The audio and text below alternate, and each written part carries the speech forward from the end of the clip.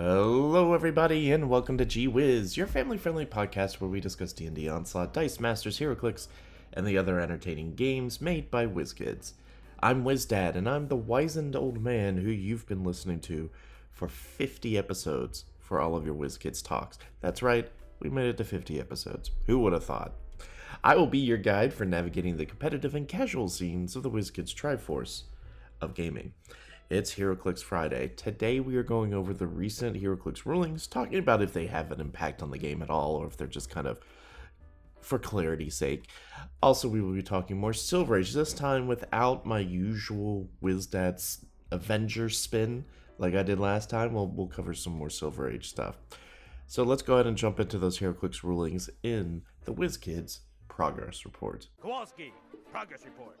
So some housekeeping notes before we jump into the Heroclix rulings.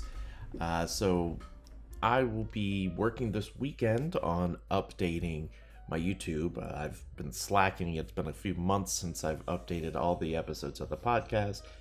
I am working on updating that, and I'm hoping to be rolling out videos each day for the next couple of weeks that kind of bring the podcast up to current. I know I've been slacking on that a bit, so that's my goal for that. I also am I'm planning on recording this weekend my Onslaught tier maker.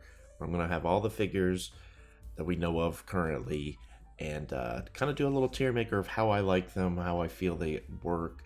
It's not gonna be a direct one-to-one power comparison, right? Because obviously certain figures do things a certain way. It's going to be quite a bit subjective, but it's how I feel about one figure made compared to another as far as playability or, all the tools in their arsenal. How do they compare to each other?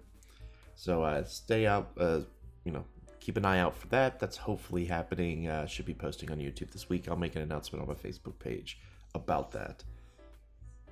So let's talk about some solicits first. If you didn't listen to the Onslaught episode on Wednesday, we do have a little bit more concrete on when certain things are coming out for Heroclix in the solicits. So once again, we know next phase is not till March. We know Deadpool Weapon X is in May. Solid. We kind of figured that was going to happen. Now we have confirmation that it is. And once again, this is knock on wood, right? Obviously, there's no set date. Remember, if you're looking at the solicits, if there's only a month and a year, that's likely to change or could change. You don't know if it actually is coming until they have a date. So, for example, the Cry for Blood monthly OP kit specifically says January 10th, and so it came out on January 10th. We do have some of and those dates do go out into the future. Like, we do have some where, like, the Harley Quinn Roses for Red does have a February 7th date. So that's coming out February 7th, whether you like it or not. Sherlock Holmes, the iconic Sherlock Holmes, now has a date for February 14th, so Valentine's Day.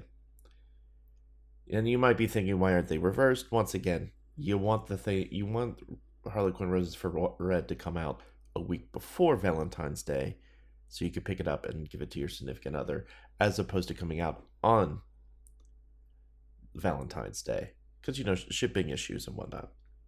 But yeah, Sherlock Holmes comes out on the 14th of February, and they finally do have a date for Colossal Kong that is March 6th. So because they have a date in there, I think that's one of those kind of confirmed. Yep, we have. I like to think of it, this is not confirmed or anything, but I like to think of it as they have product in hand, or like it's in the warehouse and it's ready to go out. That's how I view it. So exciting things for that. We've got basically three releases. We do have the Gotham Villains monthly OP kit in February also. That does not have a date yet, but I figure we'll get one in the next week or so. Wouldn't surprise me. And then once again, we do have the Onslaught Cell Swords 2 Gold for Glory. If you didn't hear that on a Wednesday, it is coming out in March. I did a whole review of the Cell Swords as a whole in Wednesday's episode. Go back and listen to it. I am pumped about the Cell Swords 2 expansion. Can't wait to see what the other 3 characters do in that faction pack. Moving over to the rules update, we got a lot of them on January 18th for some reason. I think they, backlog them a bit and then release a bunch, or there may be no rhyme or reason. I don't know why I'm trying to come up with a rhyme or reason for it. First off the list, we have a Black Adam ruling from Notorious. Black Adam has the following defensive power: invincible / friendly characters within range and line of fire can use Mastermind, but only to choose Black Adam regardless of adjacency. The question was, when a friendly character chooses Black Adam for Mastermind, do they still have to meet the requirements for Mastermind and share a keyword or be higher points? And the ruling is yes. So that's pretty self-explanatory, but it's one that needed to be asked. Clarification. And that's what I think a lot of these rulings are. The Poison Ivy one, 052. Stealth Plasticity, friendly characters occupying or adjacent to one or more terrain markers generated by Poison Ivy, modify defense +1. This is the super rare one. If Poison Ivy uses barrier and some of the blocking terrain markers are destroyed, would the resulting debris markers be considered to have been generated by Poison Ivy? The answer is no. Okay. So we're 0 for 2 on significant rulings that change things. This one is listed for 048 Ghost Rider. We actually had 2 rulings for 048 Ghost Rider. They're just separated for some reason. They need to be moved. It's because they didn't put a space in between WOV and 048. So we actually got 2 rulings for Ghost Rider. The first one has to do with Morbius. Basically, the concept is, if Morbius is chosen for the pilot trait, which click number would he be generated on when Ghost Rider is KO'd? Click 4 or click 9, his last non-KO click. Because Morbius starts on click 4. And when he uses it, he can heal past the starting line. And so when they pop out, you generate the chosen character from your sideline on its last non-KO click. And so the ruling was he will be generated on his last non-KO click, click 9, and would not be able to turn to click 4. Okay. Neat. The other Ghost Rider ruling, I think, is more significant. Ghost Rider 48 has seen a decent amount of play in the meta, and I think will, because he's the one power enabler, if you will. He is the one that says Ghost Rider and adjacent friendly characters can use their powers regardless of opposing effects, protected pulse wave. So, the question was asked, if a friendly character is in the radiance of pulse wave while adjacent to Ghost Rider, are they able to use powers granted by team abilities and traits? Because remember, the thing says that the Ghost Rider's power says Ghost Rider and adjacent friendly characters can use their powers regardless of opposing effects. So they can use powers. Pulse Wave says other characters within range can't use powers or abilities for this action. So that means Pulse Wave turns off traits, turns off team abilities for that action. So a lot of confusion there. This one was interesting because they initially ruled it. Yes, it does protect your team abilities and your traits. And then 20 minutes later, they backtracked and fixed it because I think it started raising a little bit of an uproar. It wasn't that big of a ruling. The biggest impact is Spider-Man super senses, Wonder Woman super senses, from the team ability. The traits one I think matters a bit more. You got a lot of characters that get powers through traits. In this instance, they came back and said no, unless the ability has protected pulse wave, which is the right ruling. Because pulse wave turns off abilities. Nothing about Ghost Rider says that he protects the abilities. So if pulse wave turns off the abilities, then you don't have the powers for Ghost Rider to protect effectively. So this one was probably the most significant ruling that was made on the 18th. It had a little bit of a back and forth, which was interesting. Some other ones, we have Notorious 063 Batman. That is the that should be the Black Lantern Batman. Remember, he has the unusual Outwit. His power is Outwit. When Batman uses it, he may instead choose to target all opposing characters occupying any friendly grave markers. If he does, choose a color instead of a power. The targeted characters can't use standard powers of the chosen color until your next turn. So the question was, there's a Prime Spider-Man. He's got super senses, impervious, protected, outwit. So because it's a special power, can Batman outwit that? Use his special power. Or use his special outwit. And it says, if Spider-Man occupies a grave marker friendly to Batman and Batman chooses red when using outwit, can Spider-Man use super senses? And the ruling is no. Batman is choosing a color and not a standard or special power. The character would not be able to use powers of the chosen color, regardless of protected outwit. So if Batman had chosen that special power, if he chose that special power, then it wouldn't be outwitted, because that special power is protected outwit. However, Batman can choose to do a color instead.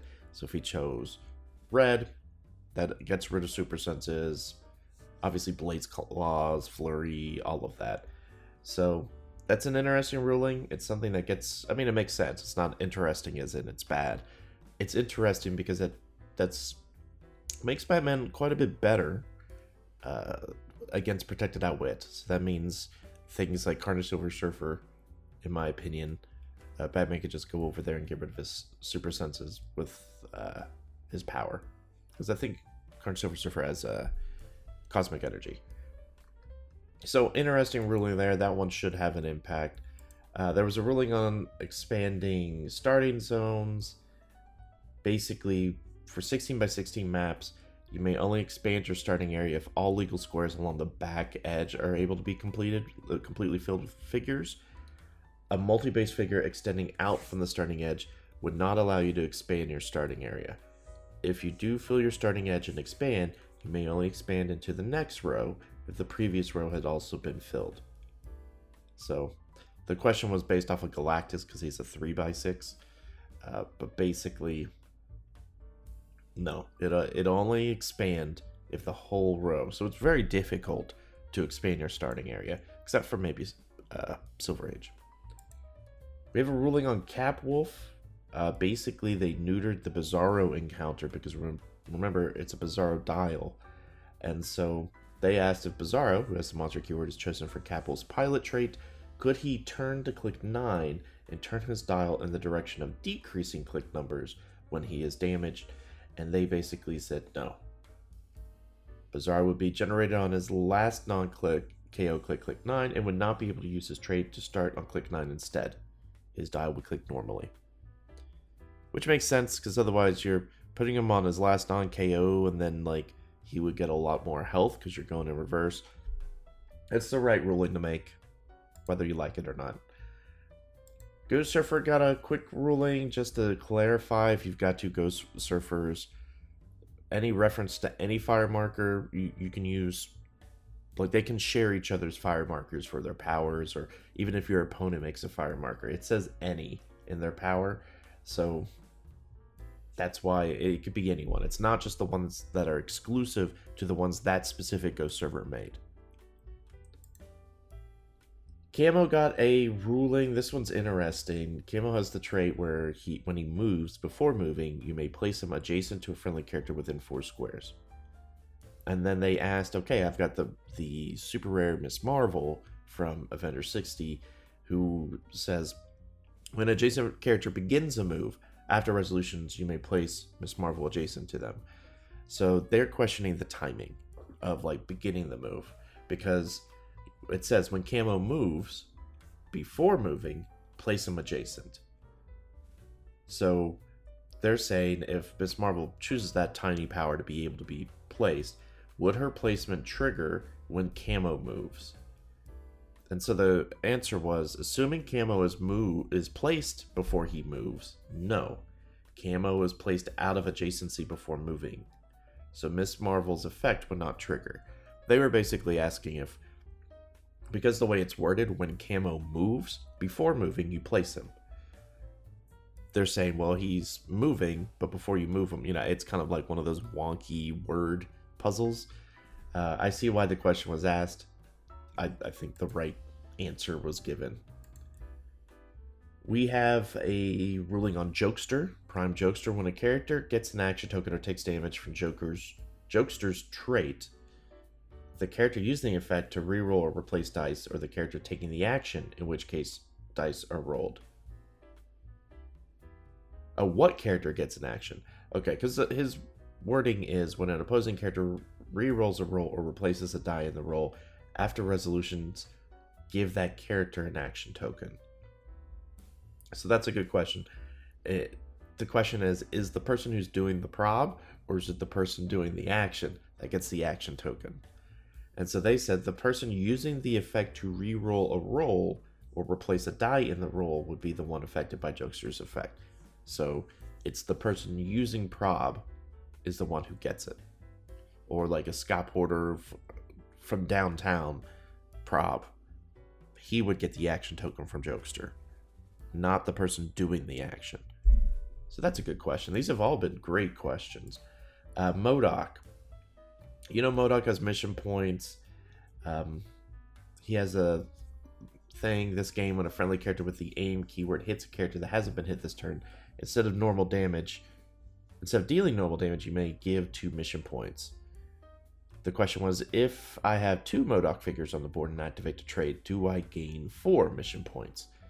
And the answer was no. The instead of normal damage can only happen once, regardless of how many figures could alter the effect. So, solid. Dr. Sasquatch is the next one. Basically, if he's the pilot, he could pilot the Man-Thing and Howard the Duck. When Man-Thing and Howard the Duck are KO'd, Dr. Sasquatch is placed on the board on his last click. When he is KO'd, can he use his trait, the Green Door? The Green Door does not reference healing, rather the dial is turned to click 1. And they said yes. His power is when Dr. Sasquatch would be KO'd by an opposing effect, instead roll d6, place the result on his card. If that result is not already on his card, turn him to click 1. So that means he automatically gets 1 regen, right? Like he gets 1 going to click 4. He's only got like 4 or 5 clicks. So if he's a pilot, he pops out, he's KO'd, he still gets to use his Green Door ability and he goes back to 1. Fairly solid. Don't know if that's playable, but still fairly solid. We got a Monarch ruling. Basically, it's asking about how his terrain markers work with non-standard. So, like, when starting the game, can I add non-standard terrain markers to Monarch's card? No. When removing terrain markers from Monarch's card, can I generate non-standard blocking, hindering, or water terrain? No. Unless specified otherwise, generated terrain must be standard. When using his effect to remove a terrain marker of that type, can I remove a non-standard terrain marker from the map? Yes. So if he has a elevated terrain marker on his card, he has the ability to either generate a terrain marker of that type or remove a terrain marker of the type. That does include non-standard for the removal part, not the generation part. And then we've got one more ruling. This one was a little bit of a confusing one on Facebook for a hot minute before the ruling was made. The question was, hello, I was wondering if the terrain markers included in the Werewolf by Night Play at Home kit are officially known as grave terrain markers. They have little graves on them. They're like a 1x1 hindering. The answer was no, they are standard terrain markers. They are not grave terrain markers and would not interact with any effect that references a grave terrain marker. I think the reason for this confusion exists because on HC units, they put in like the names of all the terrain markers, and some of them are just kind of generic, so they kind of put in a name so you know which one it is, and grave marker was put in as the name, and I think that's where the confusion comes from. If you were just looking at it, you think, oh, that's a grave terrain marker, and it has a number, so it comes from somewhere. But thankfully, no, it doesn't. It's not an actual grave. It's just a 1x1 terrain marker that just looks like a grave for cosmetic purposes. So nothing to worry about there. Black Lanterns don't get to have that free grave marker at the beginning of the game. And that does it for the rules questions, at least. That was a lot to go through, and you know what? A decent amount of them are impactful. I think the Batman ruling, the Ghost Rider ruling is pretty big. The Capwolf with Bizarro. I don't know how many people are actually running Bizarro. Jokester one is interesting. Camo, okay, very niche reaction. But overall, I would say pretty good ruling outcome ahead of the Heroclix tournament that starts today. So stay tuned to Dial H for Heroclix. They are doing the media for the event. So they will be posting videos from the Apples and Oranges event that starts today. So keep an eye out for that. I will talk about that. I will talk about all the Heroclix quite a bit more on Monday after it's resolved on the Monday MASH episode. So let's hop into the Fishing with WizDad segment and let's talk a little bit about Silver Age. Not Avengers specific. I've done some research now. I'm not just focused on Avengers, but let's talk about some of the hot pieces and let's focus more on the Silver Age pieces that I think could make an impact. Because remember, you got to have 200 points of Silver Age at least. So let's talk about that a bit in the Fishing with WizDad segment. Get your gear, little man. We're going fishing. And I mean now. So what I wanted to cover in today's Fishing with WizDad is I wanted to go over the Silver Age pieces, just the Silver Age ones, and just kind of highlight some ones in the older sets that should warrant some looking at. Because I think with the new format being 400 points, 200 points having to be from silver, that opens up the desire for some of these silver pieces because you have to play them. But I want to make sure some of them don't get lost to the Wendigos and the recently retired pieces from Disney Plus or something like that, right? So I think opening it up to 400 points means some of these older pieces could potentially see play. Now, I don't think this means that instantly there's a ton of old stuff from Superior Foes that's now amazing, but it does open the door, especially with the ban list, right? Getting rid of Carnage Silver Surfer temporarily, getting rid of Sarkarian Iron Man, getting rid of Scarlet Witch, those pieces allows more flexibility. I like the ban list. Once again, I love the way Silver Age is laid out. The only thing I'm kind of iffy about is the whole 400. I'm worried about some of the top heaviness. But the goal of what I want to do today is talk about the Silver Age pieces. Next week, I'll talk about purely the modern pieces. You should consider tying those with the Silver Age pieces.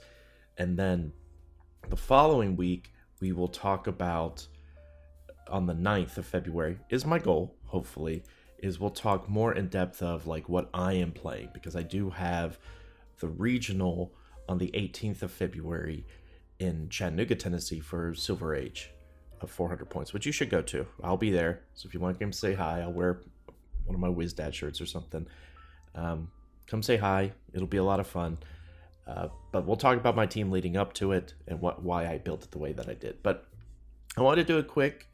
Well, I don't know how quick it'll be, but let's go through set by set and let's just highlight some pieces that I think have potential in the upcoming Silver Age. Now, starting with the oldest, Superior Foes, a lot of the pieces in this set just haven't aged well. I mean, let's be brutally honest here.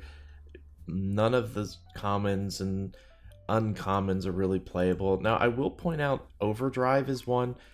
Keep in mind the buffs that Sinister Syndicate got in the Beyond Amazing set. You know, Sinister Syndicate was on the rise. So there are a lot of, what's the word I'm thinking of? A lot of cohesion, a lot of support between all of this keyword. So keep that in mind. So figures like Overdrive is one I would consider. 35 points. He turns into, obviously, the super taxi that could carry 4 people with a sidestep. free action, adjacent standard object. Once per turn, if they use Sinister Syndicate to replace their attack value with overdrives, that character can use sidestep. Overdrive is definitely one you would want to consider for Silver Age, especially for Sinister Syndicate, which I think is probably a fine team. I will, hopefully, as we go along with Silver Age, start looking at specific keywords, and we could talk about, the viability in all those keywords.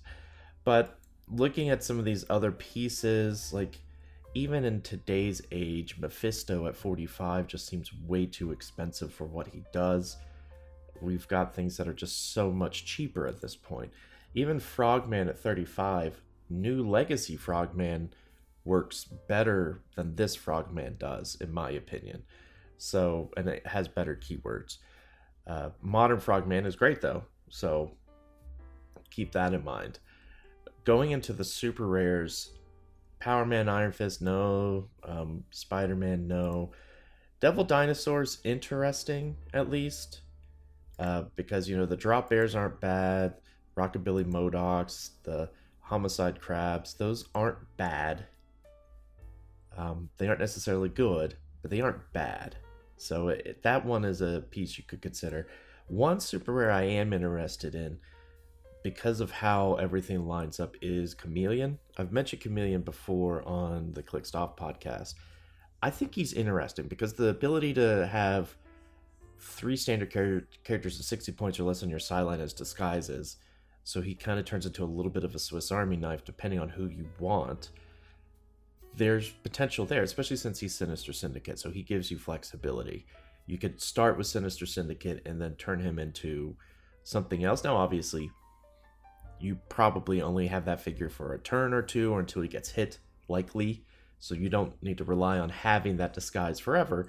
But that could be something interesting, right? It's a tool you want to think of in your arsenal of all the characters that you have figures to build with in Silver Age. Chameleon is one that I would look at, I would consider. Outside of that, though, nothing else from the set really matters. Even the symbiote at this point isn't as good as it used to be. None of the chases are that great. Moving on next to, I guess would be the turtle set, the Heroes in a Half Shell turtle set.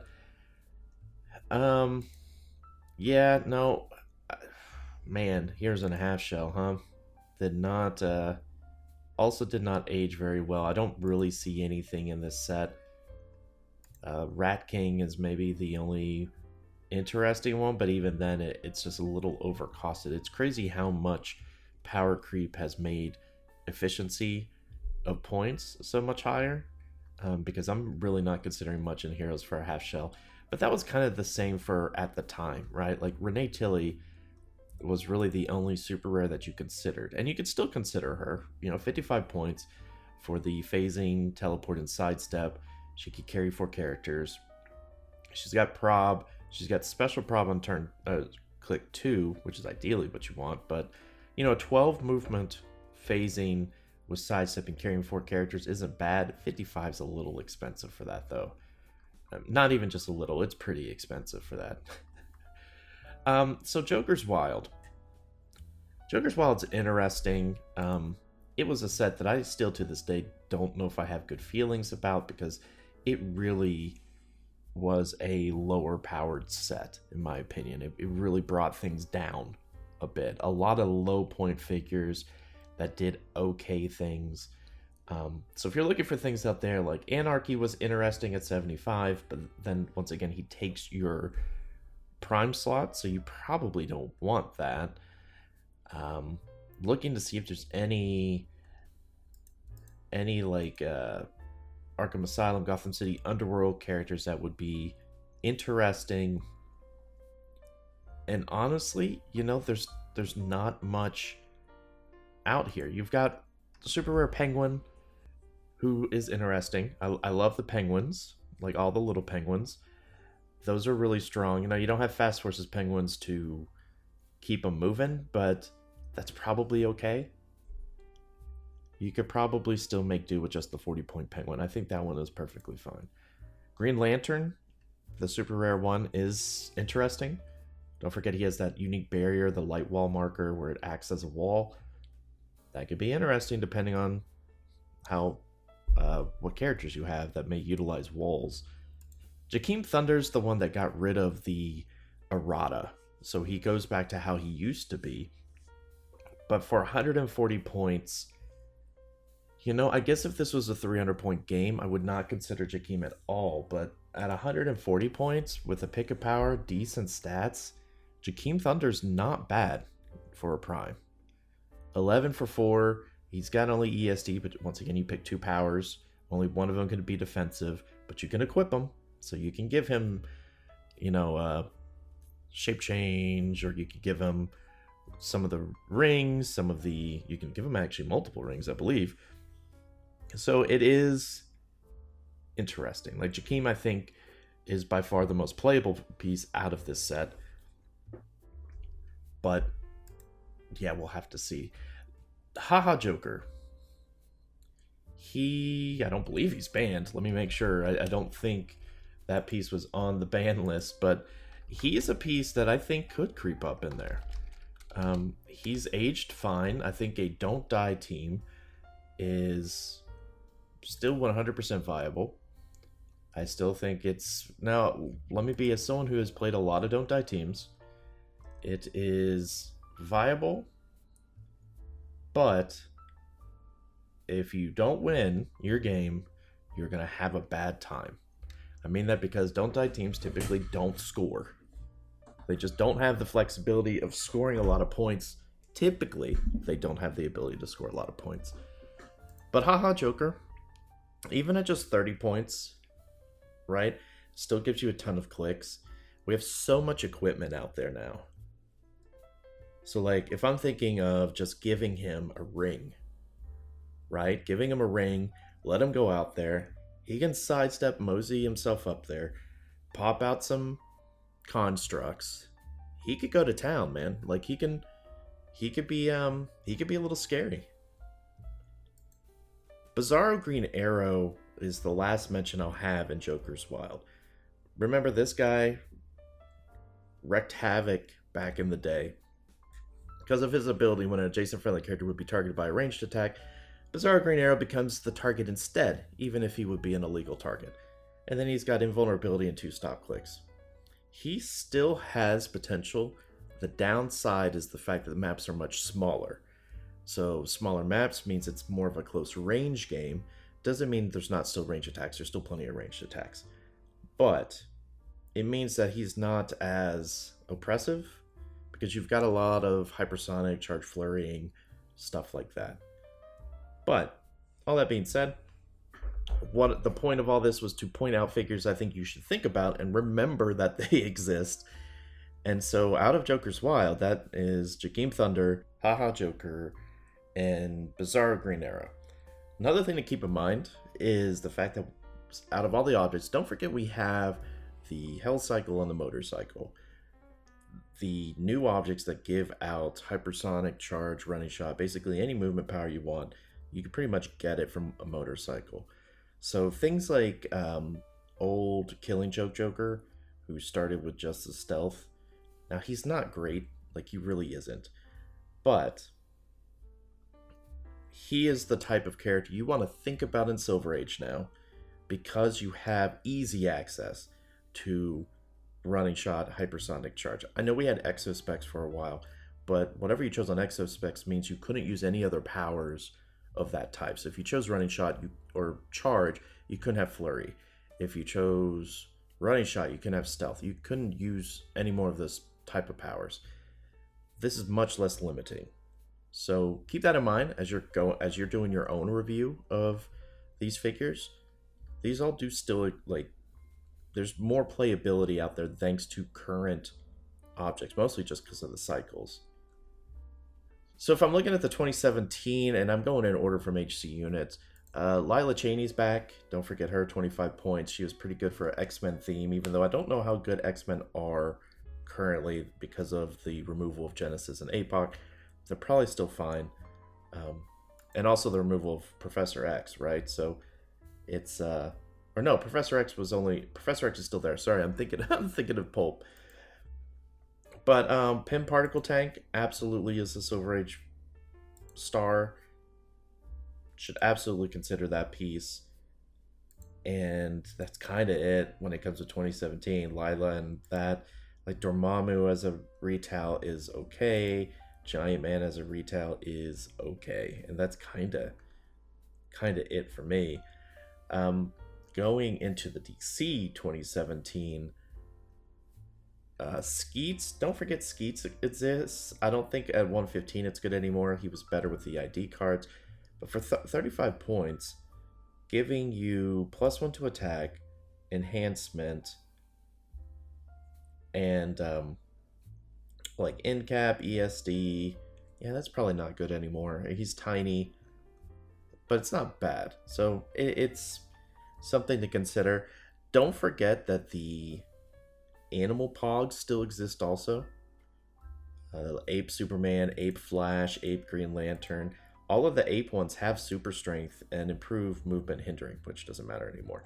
But the super strength is the key thing. With all the special terrain that exists, the non-standard terrain, having just a 15-point character like an ape Batman who could just run up there, pick it up, sidestep, put it somewhere else, that's worth 15 points. And he comes with an outwit also. So like that's super solid. You also have things like Sinestro, Titano, which... Is Titano banned? Titano's not banned. That's interesting. So don't forget Titano. This is the gray one. Because Titano has at the beginning of your turn, choose an adjacent opposing character, or if there isn't one, choose an adjacent friendly character, make a close attack targeting the chosen character. So that's interesting, because you need to keep in mind any character that can attack another friendly, because that breaks things, right? That's how a lot of the mission point nonsense happens with AO and all of that. Titano is one of those, and I don't believe Titano's been fixed. I may be wrong. Maybe they did errata Titano. Actually, let me double check that real quick. I hope they did. If they didn't, once again, that's just something to think about. Here, pulling up the Rock page now, looking at any erratas that are out here. And here we go. I'm not seeing much. I'll do a little bit more digging and get back to you guys, because I know there used to be more erratas that were out there, and then I don't see where they currently are for Silver Age. I'm looking on the win, and you guys are probably yelling, here it is. Here's the new errata. But yeah, I'm not seeing much when it comes to Titano. So I'll let you guys know if something changes and I missed it. Alright. Outside of that, that's pretty much it for the DC 2017. Let's go into the last Turtle set, which was Shredder's Return. I'm on the fence about how good the Shredders are still. Ping damage is great. But, Silver Age last year, you didn't see a ton of Shredders, and I think that's because of their cost. In a 400 game, Shredder's back on the menu, I feel like. Shredder Clone is okay if you need something more for keywords like Mystical, Ruler. But typically, Mini Shredder is still kind of the go-to. When he moves, after actions resolve, deal 1 penetrating to each adjacent opposing character that wasn't adjacent at the beginning of the move. Now he's tiny, so you can't just equip him, but you could do like a Mad Jim and equip him. So like giving him hypersonic or something might be neat. 90 points is a little bit much, but in 400 points it honestly isn't that much, right? So, definitely keep an eye out for the Shredders. That's all I'll say about that.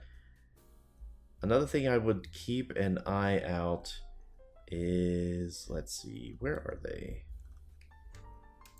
I'm sorry, this isn't the last turtle set. There were 4, wasn't there? Wasn't there another turtle set that I'm blanking on? We'll get there. We'll get there. But I feel like there was another one that I'm just missing because I'm just scrolling up, and I think there was one more. Yeah, because there was the coin ones. So, all right, we'll get to that. Leonardo, Space Leonardo is another one I would consider. He saw some play last year, mostly because the whole equipped nonsense. Being able to, when an opposing character would be equipped or begins a game equipped, you and that character's control roll 2d6. It can't be re-rolled. If the result is higher, remove that equipment from the game. That is solid. Like, that's solid. He's a solid piece. Leadership, running shot, pensai. It's not bad. Just, it's fine. But that's kind of it, though, for the Turtle set. Deadpool set.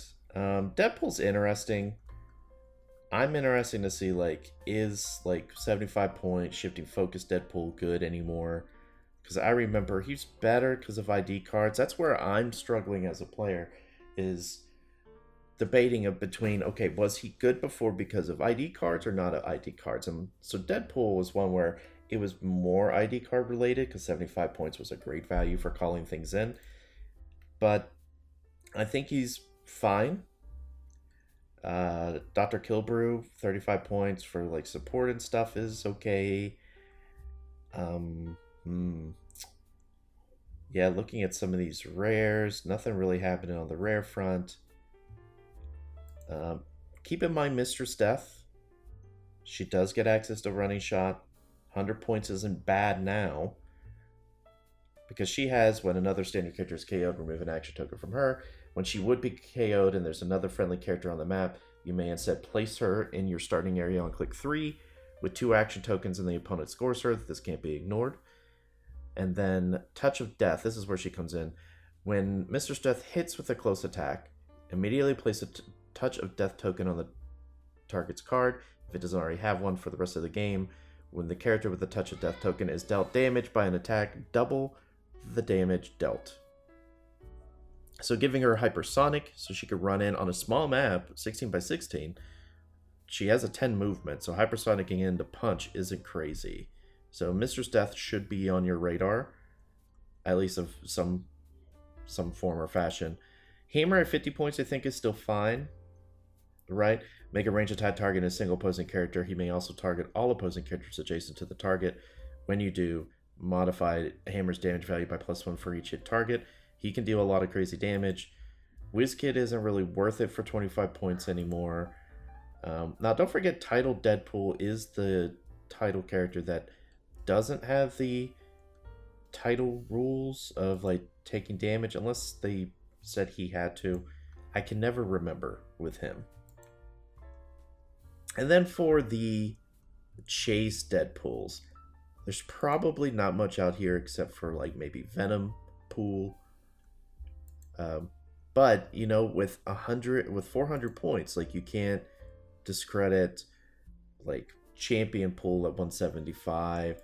Even Hulk Pool isn't terrible at 125, because, you know, 175 isn't half your build anymore. It's only almost half your build. So, you know, remember, they get the comic panels, so that he has access to, all of them have access to enhancement, combat reflexes, smoke cloud, quake, ESD, precision strike, which is great, stealth, and +1 target. So don't forget the Deadpool chases. There's probably not a lot out there, but you know what? Champion Pool and Venom Pool have potential. Moving on from the Deadpool set, let's talk a little bit about... I'm going to skip the Guardians of the Galaxy movie set. There's nothing really in there, in my opinion. Avengers Defenders War, a set that just does not sit well with me because of the horrible collation that it had. Doctor Strange shifting focus at 50 points is interesting. Something to think about. Once again, when I say interesting, that means consider it. Like, look at it. See if it's a piece that, like, can fit in the meta. When I say it's interesting, that's kind of what I mean. Like, it's a piece that I think still holds value in today. today's meta. Besides that, all the rares, except Batrock, let's see, Batrock can use sidestep when he has one action token. He may use sidestep twice this turn and may be given a free action to make a close attack. That seems fine. He ignores characters, elevation, and hindering for movement purposes. That's alright for 40, but with 2-Gun Kid, it's kind of hard to, 2-Gun Kid gets a bunch of attacks too, so it's kind of hard to look at Batrock for double the price.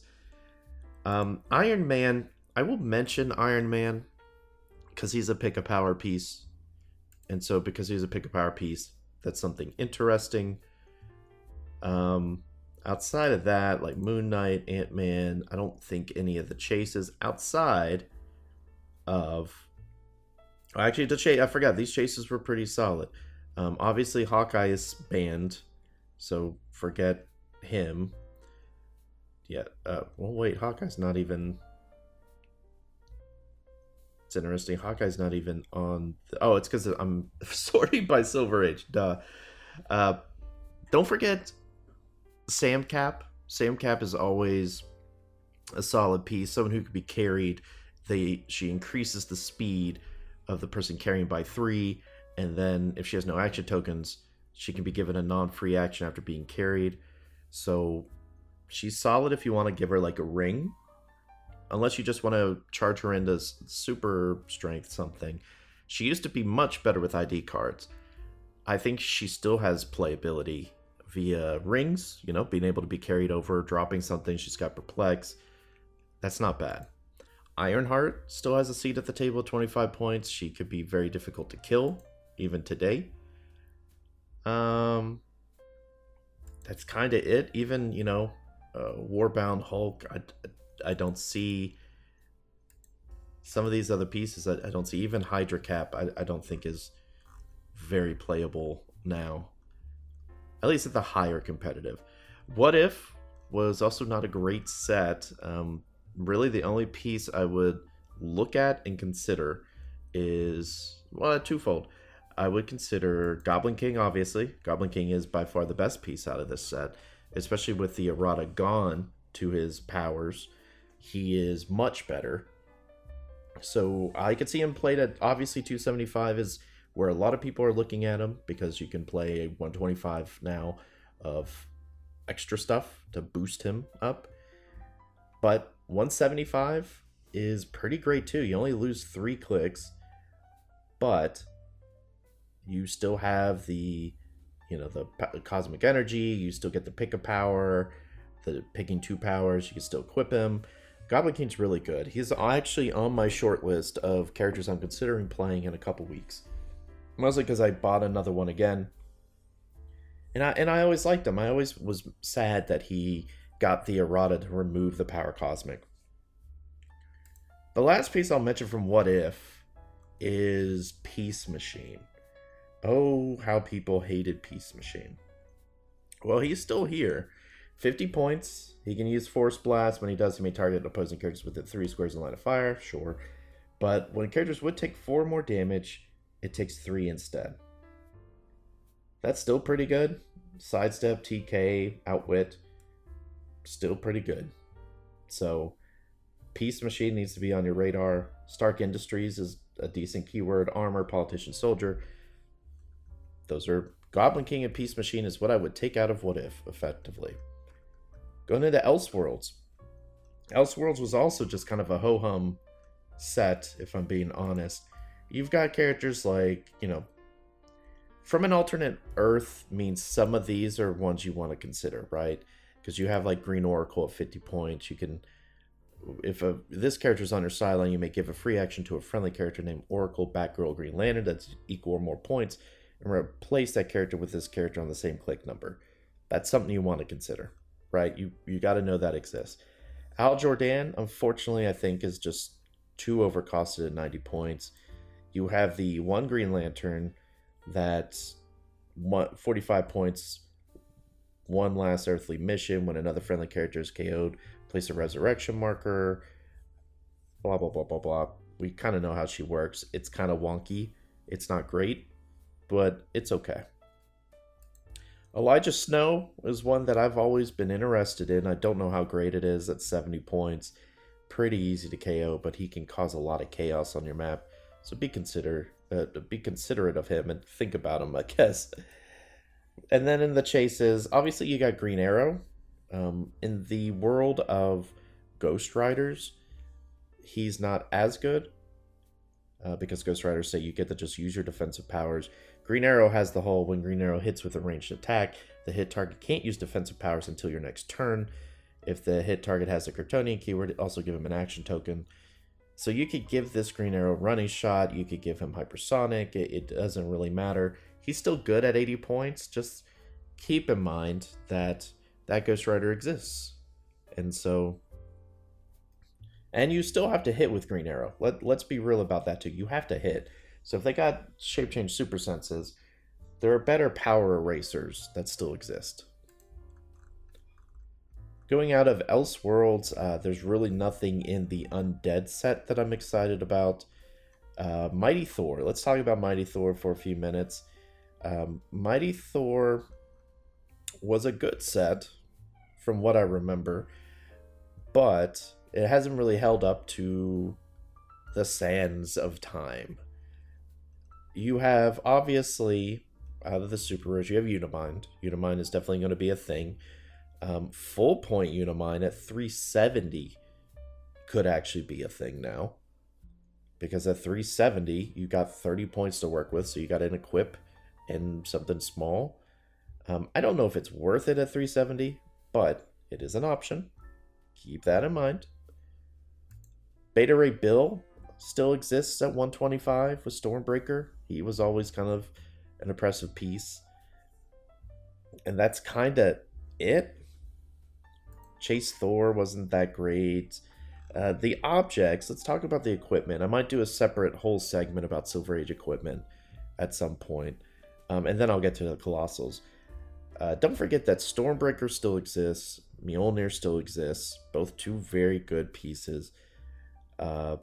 Adamantium Ball and Chain is solid for 6 points. It modifies speed -3. When this character hits after resolution is made, KO this object.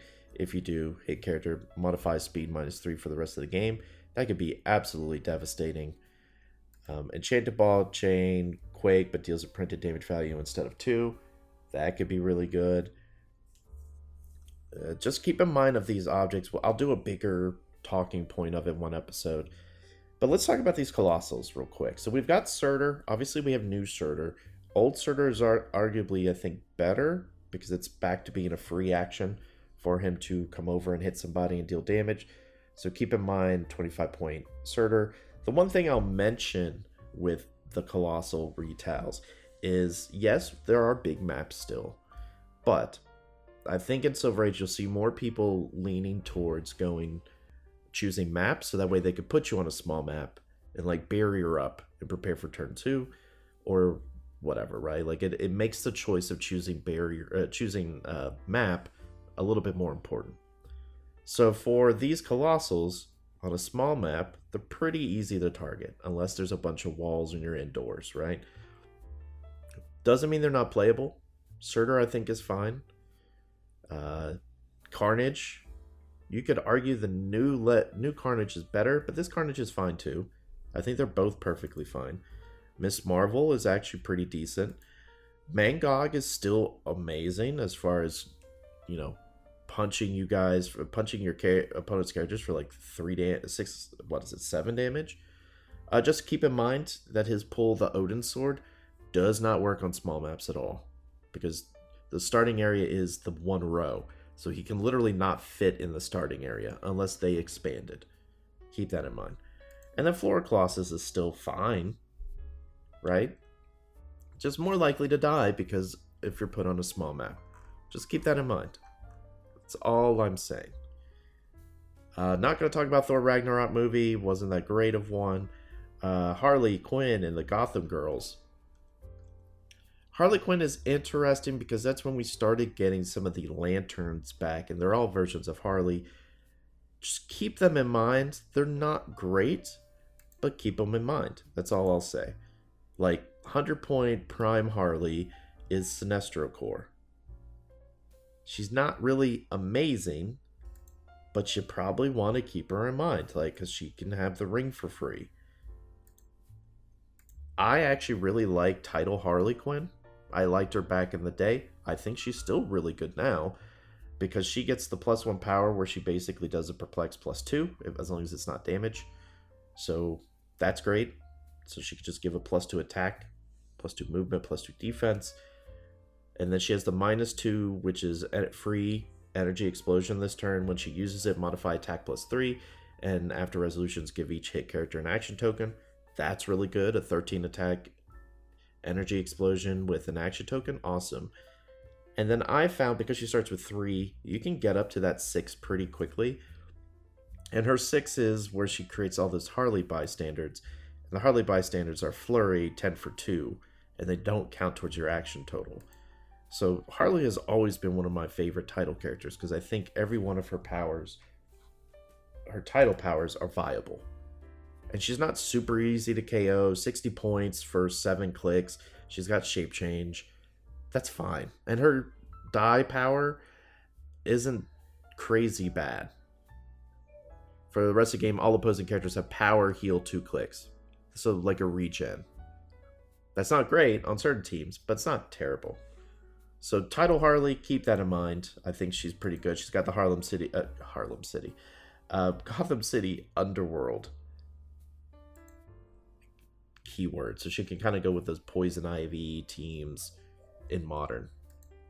King Shark's another one I would consider because King Shark's really good. He was back then. 90 points means you have more room in the 400 point Modern, and you know he could go with camo and some of the other ones. It's something to monitor, right? It's something to keep in mind. You've got the Black Lantern / Red Lantern Core Harley. No, you can't equip both. You know, she can only be equipped with one. She's probably too many points for 200 points. However, Prime Harley is the super rare Prime, has Green Lantern.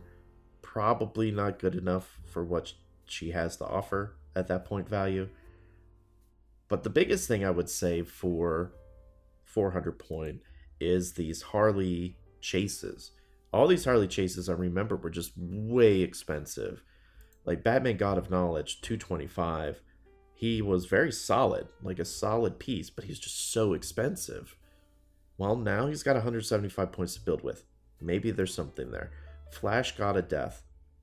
Against all these teams that can heal, opposing characters within 6/4 and lower points can't be healed. Well, everything you're facing is going to be lower points than Flash, for the most part. Outside of like your big tanky pieces. So being able to do that, I think, is fine. It's just maybe a little too overcosted. And then even Lex Luthor, the shirtless Lex here, 250 running shot after he hits with a range attack. After resolutions, he used TK at no cost to target a hit character. Now that TK can be used as an attack again. That's great. Opposing characters within 6 squares and lower points can't reduce damage by more than 1. Solid. He's got Pensai. He's got Invincible, Mastermind. He can't be outwit. He's solid. Solid piece. Someone might play him. Probably not me. Going to Star Trek now. And man, I might have to split this Silver Age piece into 2 because I forgot how many Silver Age sets there were. Star Trek, the original series. Not much to talk about here. You got Tribbles for what it's worth, sure. You got like title Captain Kirk. Nah, no thank you.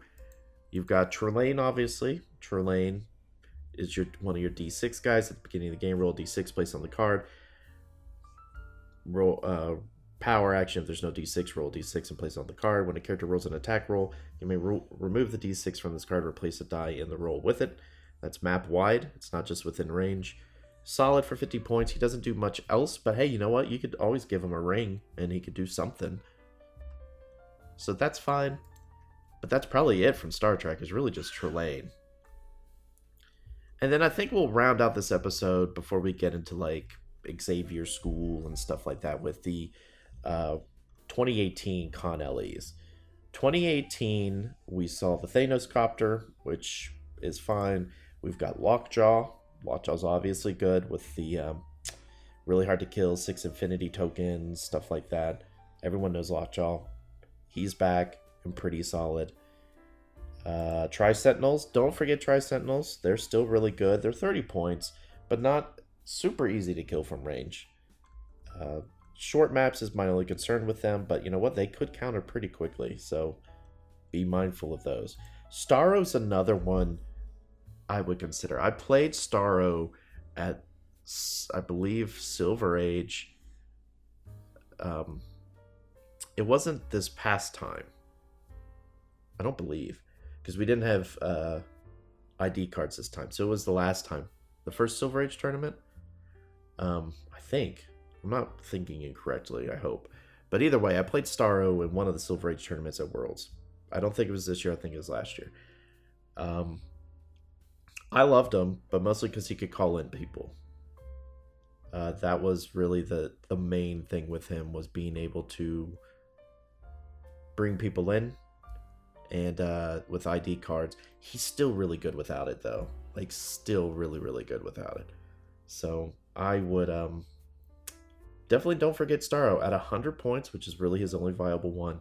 That's a really good 100 points. Like, he makes my short list for sure of pieces I'm considering playing. And then finally, with all the other DC ones, you know, these are on the list, watch list, so you have to consider them, is the ones from Isolated from a Violent World. And those are the KC Power Woman, KC Orion, who start the game 6 scores out, so they're, you know, they're like in the middle of the map. I don't know how viable they actually are, but they are, once again, someone you should monitor, because they could be pretty potent. They could be doing something. Especially Power Woman, who gives you the extra action total +1. So I was hoping to get through all of them, but we've got Xavier School, we still got Avengers Infinity, we got Turtles Unplugged. We've got a lot. I forgot how much there actually is in Silver Age. So we will talk more about Silver Age next week. Maybe I'll cover it a bit in our mashup Monday, so stay tuned for that. Maybe I'll just wrap it up in that episode, since there's not much else to talk about currently. So stay tuned for Monday. I think I'll wrap up my Silver Age in that. But thank you guys for listening to this episode of Gee Whiz. I hope I was able to give you some useful information about Silver Age. There's a lot of figures out there you should be considering for that 200 points or more. And I think it's going to be a great format. So I will see you guys on Monday. I hope you all have a wonderful weekend.